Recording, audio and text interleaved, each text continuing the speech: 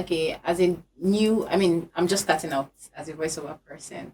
How do I go about my pricing? Like how I charge clients Right. for jobs and stuff. Yeah. How do you go about your pricing? This is a question that is as old as time, right? And I've come to realize that no matter how long we discuss it, people will still ask the question. So there are several ways. One of the ways is understand the industry standards. What are the price?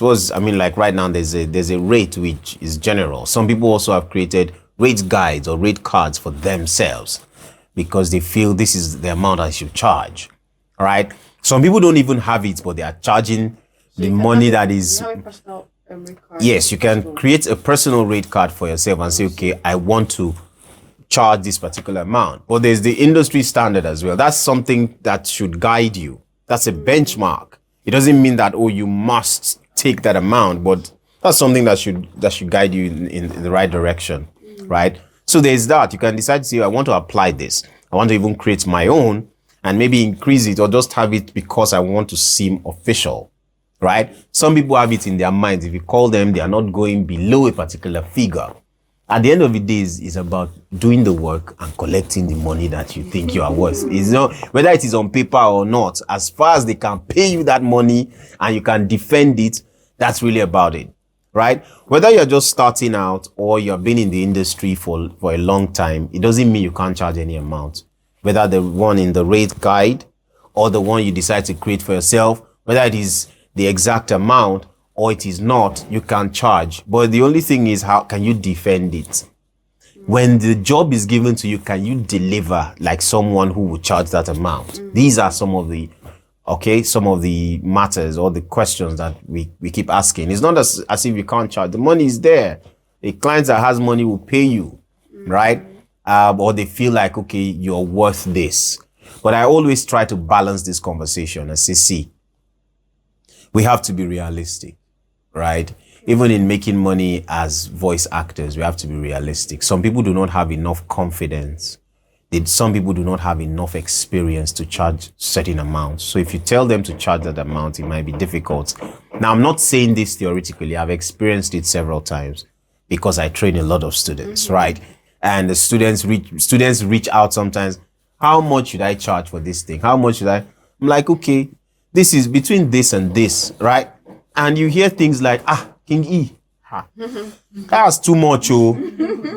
Now, if a student is saying it is too much, what do you want me to do?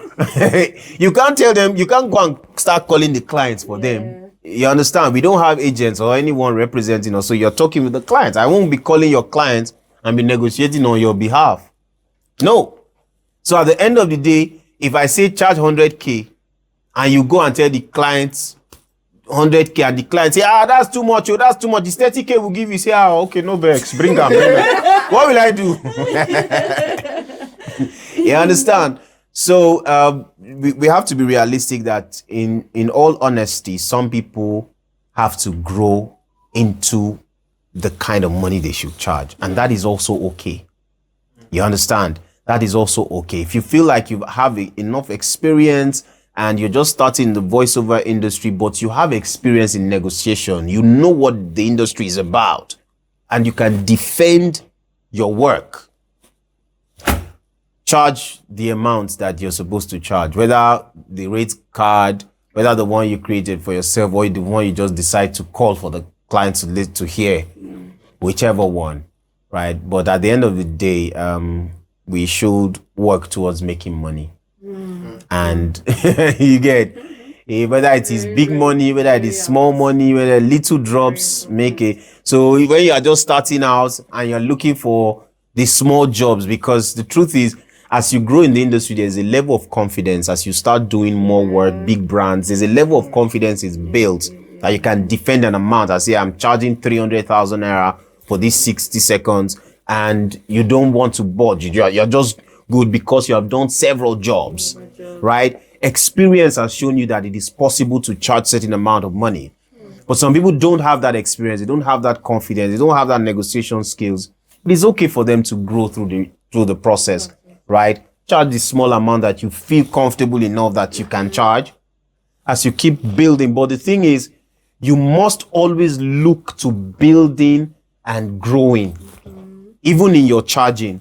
If you're collecting 30K, for instance, because, you don't have, you must be thinking of when you move it to 50K and find a proper time and add that 20,000 to it and keep building until you hit, a supposed target. All right. So, yeah.